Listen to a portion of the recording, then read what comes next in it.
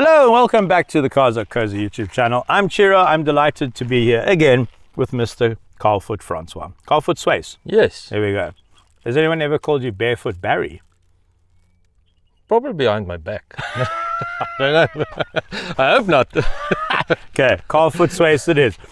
Absolute legend, 4x4 expert, avoider of shoes. And we are here today because we have brought him something quite special. Have you seen one of these? I have, yes. It's been on your track? Yes. Okay, don't tell me about it just yet. Okay. We're going to learn in the car.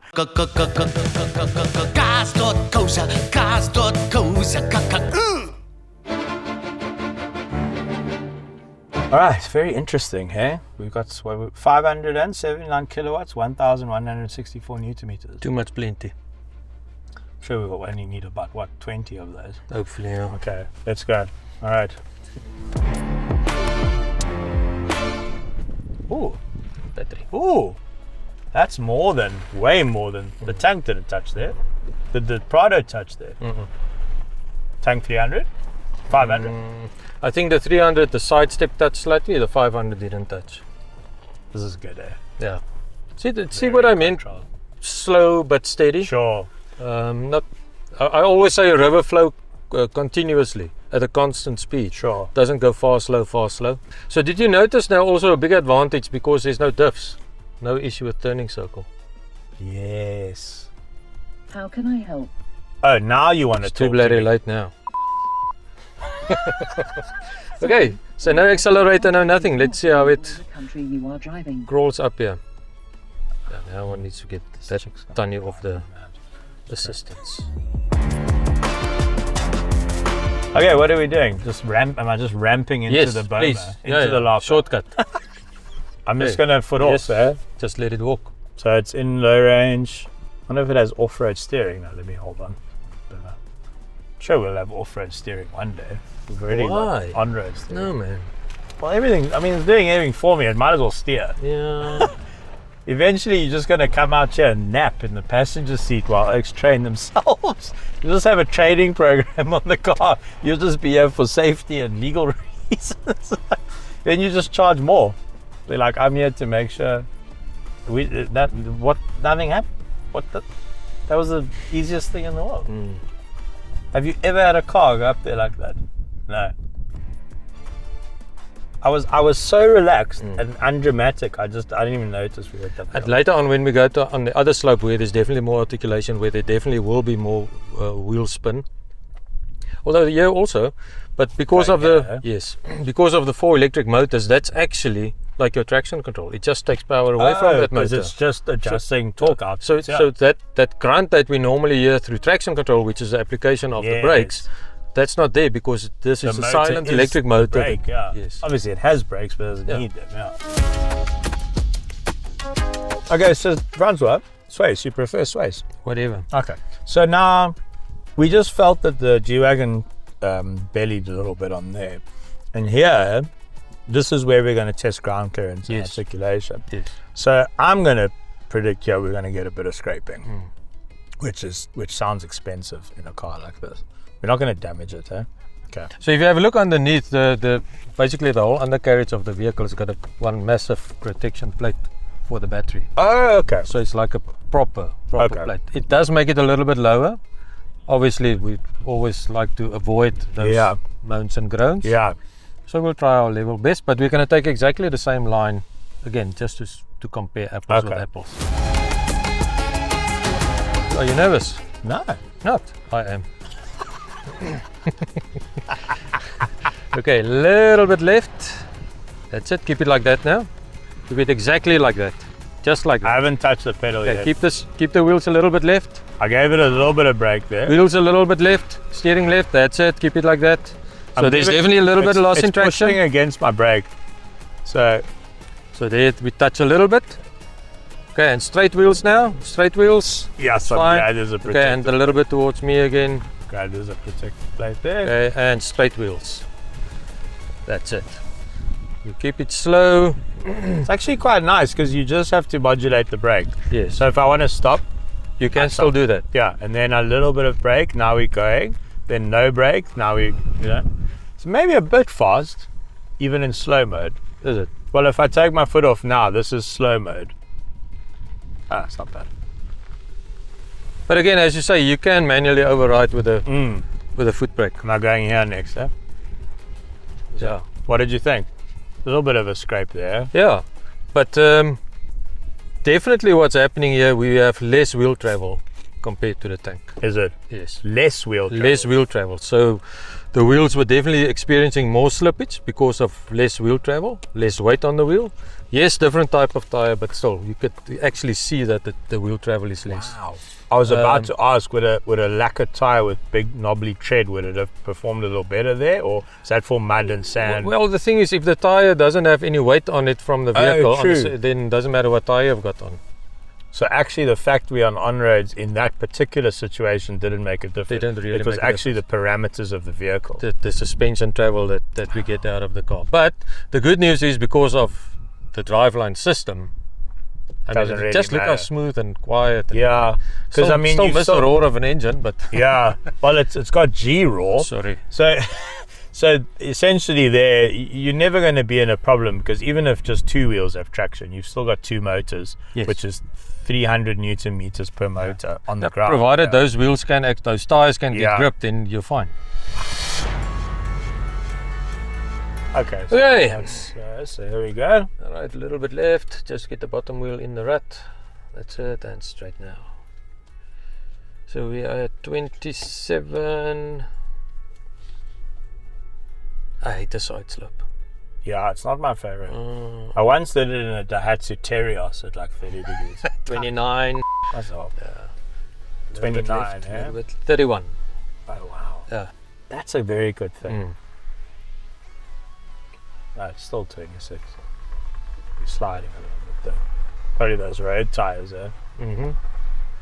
Okay, and then turn right. Okay, so it didn't even break a sweat there.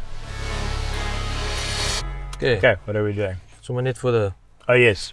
for We're in an electric car, so prettiness, yeah. should we put some like insulation rubber between Yeah, us yeah, and- please do. Okay, So we've got a claimed wading depth of 850 millimeters. which is 6 inches more than an ICE G-Wagon. Yes. Okay, let's see how it does. Well, this is 450, yeah? 450.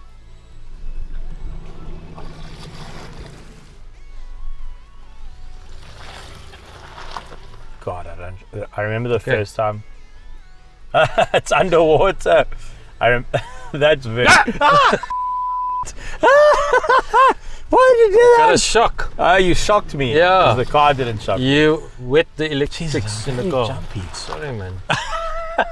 The first time I drove the I-Pace, part of the launch was to drive through a river. And the I-Pace, you can raise the suspension. So I get on the walkie, we all got walkies, and I get to the team, talk to the tour leader, and I'm like, are you guys sure about this? But you know what? Anyone can do it. You go to the Land Rover 4x4 Centre, you've been. They've got a wading trough. I did that in an I-Pace. Yeah. And it can even, or the defenders can even extend even more, because it detects the water level. Automatically. Mm. Wow. Yes, I'm having a really tough day, Sean. I don't know how I'm coping. So let's stop here in the middle. Yeah, tank turn. G-turn. Jesus, sorry. Do you work for Mercedes? No. Okay, Sean, it's G-turn time. We're gonna do a G-turn. I keep calling it a tank turn, and Francois keeps saying it's a G-turn, and that's correct. Okay, now do you know how to do the G-turn? Full throttle.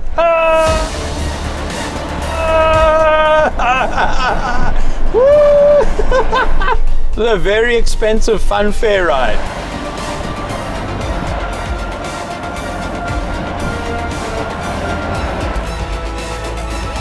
Oh my word, it stopped precisely where we started. That is, in my 22 years doing this, that is one of the coolest things I've ever done in a car. When the big wang comes here, we must do Oh, does that also do it? Come here, we do a drag race. We're gonna do a drag race with the big wang. I'll bring my big wang, you bring the G-Class. See who has the faster wang. Okay, cool. And then we go for a swim And then we go drag racing. through the under the sea.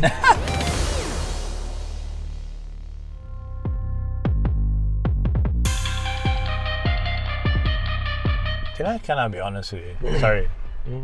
I mean, you've been doing this a long time. This is actually, the car is so good, it's actually boring. Like, I mean, okay, I've done this a lot, and I'm fairly used to it, but, and I'm sure if someone came here for the first time in a G-Wagon, but as a relatively experienced off-roader, there's no challenge here. Yes. So that for me is also a thing with too much technology. It really takes the driver's skill to a large extent out of it, and I guess for a lot of people the enjoyment out of it. Yes. Because if you can't prove to yourself your technical ability to drive, then you know what? I don't know. It's I'm missing that. But now, if all cars are like this in the future, you're just going to have to keep like a fleet of old Pajeros to actually teach people the tricks, because you can't teach someone on this and then put them in a 10-year-old Toyota. They don't have no idea so what they're doing. the bigger challenge now is more about how does a car work in terms of all the features and functions than the actual driving part of it. Yeah. For example, the Cruiser 200, 300, Prado 250, we spend literally half a day in the cockpit to go through everything. Because for some people it's very intimidating and they want more time. Then we should actually spend a lot of time on how do you assess an obstacle and those sort of things. That actually becomes now almost like the secondary objective. But you know, I've just driven now tank back to back with this, and then we don't have time today, so I'll come back with my disco. But I have a feeling that I enjoyed that way more, the tank, than this. I had more fun. Yeah, and you'll enjoy the disco even more. I was literally about to say that, because it's more, you know what it's like? It's like driving an old school sports car. Like I had a RX-7, genuinely one of the most exciting cars I've ever driven. So it's like the RX-7. It's like, it's amazing. Take it out on the track, park it, because you can't daily it. Racing, clutch, 99 decibels. You know, then I get into these new cars, and you've still got some cars that are like really cool, like say Toyota Supra manual, right? M2 manual, couple of, the Mercs, the AMGs, that they're good to drive, they're fast, except for the hybrid. But, it's like M3 Touring, there's still these exciting cars, and you can still turn everything off. But you know that it's still nannying you. So you can't turn everything off, You can still bin it, because it's got so much power. Yeah. But who wants to go to a racetrack and be like, in your sports car? And that's just, you saw me now in this thing going up a hill in a 4 million car. It's really what you actually can do. Yeah, it's the race car analogy. I think works. I don't want to go to a racetrack and not drive my car. And this is kind of, and it's not. I'm not insulting the car. Yeah. It's a compliment to how capable it is. But this is not this is the sort of car you park outside Conker in Soweto and you look badass, and you go inside and buy bottles and, attractive women flock to your table, hopefully. And that's what this car is. I mean, it's the most amazing 4x4 I've ever driven, but because it's so amazing, it's actually dull. It's boring. Look, the tank turn was awesome. I'm not gonna lie. But you're going to get bored with that also after a while, I guess. Debatable. Probably get you laid. yeah.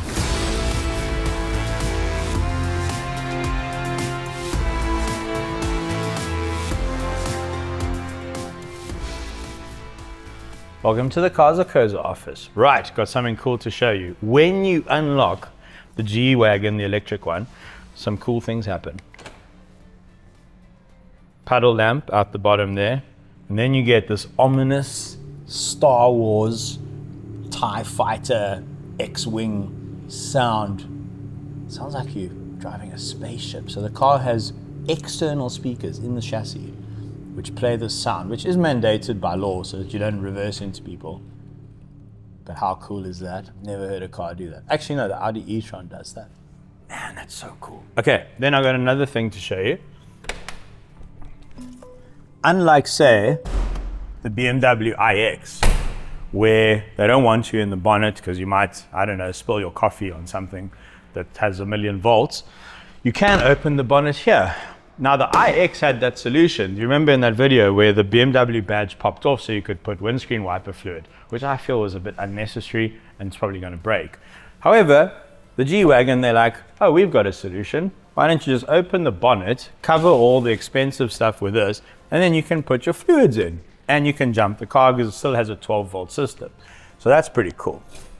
Then the next thing I want to talk about while we're in here. Now, thank goodness this floor is reinforced concrete because we're on the second floor and I signed the surety that if a car falls down through the floor into the gym below, it's my problem. So this is quite possibly the heaviest car we've ever had here. The Lotus Electra, I think, was the heaviest, 2.8 tons. This thing, tar weight, dry curb weight, nothing in it, is 3,085 kilograms. Now, the GVM here is 3,500 kilograms, which I think is very convenient because anything over that, and you need a code 10. So I think they took a few things out to get it under 3,500. But anyway, please don't fall into the gym. That would be good. Right, inside the car.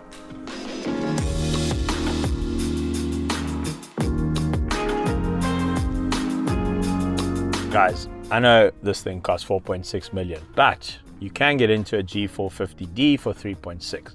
You can get into a non-edition one, G580 electric, for 3.8. But even if you get into the poverty spec G-Wagon, you still get one of the best interiors left on the market in the modern car world. Now, to put this in perspective, this is one of the slowest cars to build in the world. In other words, it takes the most amount of time with the most amount of people. That's why they're so expensive. That's why they're so much in demand. This car is built by Magnus Steyr in Austria. It always has been, and they do a collaboration with Mercedes-Benz and their engineers. Now, they build, to put this in context, I've been to Spartanburg in America, where they make every X-Class BMW for the world. And they build in 9 hours something like an X5 or an X7, right? Maybe X7 a bit longer. From the doors being stamped out of flat metal to that X5 rolling off the line is 9 hours, 9 to 10 hours. They do 365,000 cars a year, 1,000 a day. Most productive plant in the world, one of them. In comparison, they make 11 to 12,000 G-classes of all specs per year. And that includes the one that's still going to military service, which is one of the reasons that car is so heavy, is because it's a full military spec car underneath, which can be sold directly to the military. Now, this car takes 140 hours to build. 2,000 Magnus Steyr employees are involved and 250 Mercedes engineers. This is one of the last handcrafted cars left on earth. And when you get in the interior, you immediately understand why. One of the highlights of the interior for me is the roof lining. It is this beautiful Alcantara, absolutely stunning, all the way down the pillars as well. The first edition, you get a bit of carbon fibre trim, not my favorite thing in the world anyway. But a lot of the pieces in here, obviously to save cost, are from other Mercedes-Benzes. But then you see some of the more beautiful elements, like this thick natural leather seat, this beautiful brushed aluminium steel trim over here. No, actually, that's plastic. Fooled me. Now, early editions of the MBUX system were, they were complicated. They were very faffy to use. They weren't touchscreen either. Merc has done a fantastic job of simplifying this, and it's now one of the best systems on the market. It really, really is. The rest of it is fairly standard Mercedes, but then there is a lot going on in here. And you sit in here, and genuinely, this is as good as it gets in the motoring world. Pick any car, Bentley, whatever you like. So you've got an off-roader that has the ultimate luxury, and I suppose that's why these cars are so desirable. The back seats, just quickly, have seat heating but not cooling. Why couldn't they have just put cooling? It's already perforated. That's weird. It's only 800 grand more than a non-first edition. 4 USB ports, 2 for fast charging. Your own air condition, obviously. You've got a center armrest with some bins, proper third safety belt, which comes out of the roof, I think. Where is it? Where's the third safety belt, Sean? Oh, here it is. And these recline. Just can't find it right now. It's quite comfy. Okay, boot. Door handle. Let's go. Oh, there's TVs. Welcome to the rear area of the G-Wagon. Now, if you haven't got the Cars.co.za app yet, it is fantastic. It's been downloaded over 2 million times by South Africans in all app stores. It is extremely comprehensive, up-to-date specs and pricing on every car available in South Africa, every model, every brand, all the time, updated every hour. And of course, 73,500 new and used cars and demo cars to choose from. So we've got a 9-car comparison tool, which I have used to talk about some things. All right, let's talk about the boot. Do you see that pirouette, Sean? Because you don't like me having my back to camera. The boot of the G-Wagon. Now, it's quite important to realize that the G-Wagon is actually not a very big car, and the chassis hasn't changed for I don't know, since Noah's Ark. So it remains a fairly compact car, and that's because it's military and it's old and all the rest of it. So to give you an idea, the length of this G-Wagon, or any G-Wagon, is 4863 mils, 4.86 meters. A BMW X7, nearly 5.2, a Land Rover Discovery Gen 5, nearly 5 meters, right? Width here, it is quite a wide car. It's wider than the others by about, the others are 2 meters, this is 2.2. So it is quite a wide car. Height, it is quite high. It's higher than the other two, not by much, 1.98 meters. But then when it comes to boot size, the G-Wagon actually doesn't fare so well. Now, one of the reasons it doesn't do so well is because it's got these big wheel arches, which push into the boot area. But you also have a shallow boot floor. Now, under here, you would have got a spare on the back of the car. But the reason why you can't go under here and go deeper with the boot is because there's a million diffs and huge suspension bits and all the rest of it. Remember, this is a military car at the end of the day, which is why it's so heavy. Now, the boot space in here compared to is 555 liters on paper. Now, boot spaces are measured slightly differently, but for the purposes of exercise, let's go with what's on the app. It's usually accurate. The boot space in a Discovery 5 with 7 seats up is 258, with 5 seats up is 1,137. Now that sounds a bit high, but anyway, it's big. And then an X7 it's 750. So the boot space in a G-Wagon is a little bit smaller. I doubt you really care though, because when you're parking outside Conquer, it's not like you're going to be taking home your shopping, are you? So no one buys a G-Wagon for its boot space, but this is a consumer channel, so we're doing consumery things. Now, the seats do fold in a 60-40 split, and instead of a spare wheel, you get this backpack, Mercedes backpack, which does lock when you lock the car. And this is where you can put some things, including the charging cable, copper 8.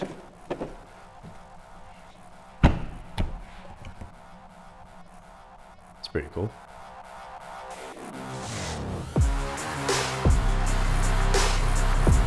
So I thought it would be remiss of us if we didn't do a quick urban scene with the G-Wagon, because as much as it is a G-Wagon and it's designed to dominate every scenario outside of the tarmac or off tarmac, of course most of its life will be spent on the tarmac. So a quick on-the-road review of the G-Wagon for the second half of this film. Now weirdly enough, Sean sitting next to me, we usually agree on most aspects of a car, especially after we've test driven it a bit or he's shot it, and he thinks the ride here is a bit lumpy and a bit uncomfortable, and I'm like, I don't know, it's amazing. I mean, there's no air in these cars, there's no air suspension in a G-Wagon, and definitely not in this one, because I don't think it could cope with the weight. And the interesting thing is that this car, this electric G-Wagon, has almost twice the range of a G63, even if you drive gently, and that's amazing. I mean, that's what you want from an urban car, right? So you probably get about 400 to 500 Ks, I'd say, in the real world on a charge. Oh. And then of course there is the stupendous amount of power. So 579 kilowatts, 1,146 Newton meters. And it's a quad motor car, which is why it's so good off-road, and it's got so much grip in the wet as well. Now each motor weighs about 50 to 60 kilograms, but has nearly 400 Newton meters of torque per motor, which means that in each wheel of this car, there's almost a Golf 8 GTI's worth of torque. And yeah, you can feel it. Oh my God, it still squirms under acceleration. Good Lord, even from a rolling start. Oh, I just made myself sick. Okay, all right. So you can activate sport, and then that gives you a little bit more throttle response and all the power. So 20 k's an hour, go. Oh, and 100. 0 to 100 in 4.7 seconds, which makes this 3.1 ton car faster than a Golf R. Oh my word, this thing is on some other level. Mercedes-Benz was just like, right, we're going to do an electric G-Wagon, we're going to do it properly. And of course you have all the amazing driver aids that Merc has had for a long time actually, but in here they just seem to make more sense. So it will crawl in traffic, stop start, steer itself in traffic as well, which is really nice and relaxing. Then it'll steer itself in the highway up to 140 k's an hour. That's also very cool. The Burmester sound system is just unbelievable in this car. It's one of the best I've ever heard. And then a really nice touch is you've still got flappy paddles, but now obviously electric cars don't have gears unless they have fake gears. But what the flappy paddles do for you is it changes your recuperation. So you've got normal, no recuperation, strong recuperation, and then maximum recuperation. And it's so nice being able to adjust that really quickly on the fly for different traffic situations. I've really enjoyed that, the way they've integrated the recuperation into the pedals of the car.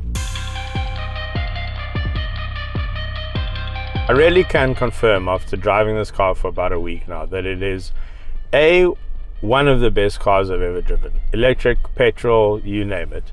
B, yes, it's expensive. Obviously, G-Wagons always will be, and they're so hard to get build slots that they're always going to be in demand, so you probably really won't lose your money. But the thing is, it's such a comprehensively brilliant experience all around, on road, on the highway, in the city. It's off-road, it's obviously just unstoppable. It's extremely luxurious. This first edition has massage seats, cooled seats, heated seats, which for some reason you can turn on at the same time, which I find a bit weird. But it is just a phenomenal experience driving this car. Merc have absolutely knocked it out of the park with this car.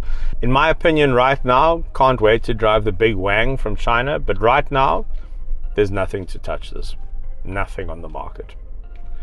Anyway, thanks very much for watching. Hope you enjoyed this. Hope you enjoyed Carl Footsways. He's an absolute legend.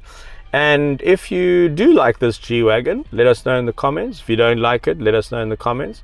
If you think that it should be a big roaring petrol V8 engine that only goes half as far on the range, let us know in the comments. Like and subscribe. All right, Sean, and we're good. Done. Good. Thank you. Lacquer. Off to the pub. No, I'm going for it now.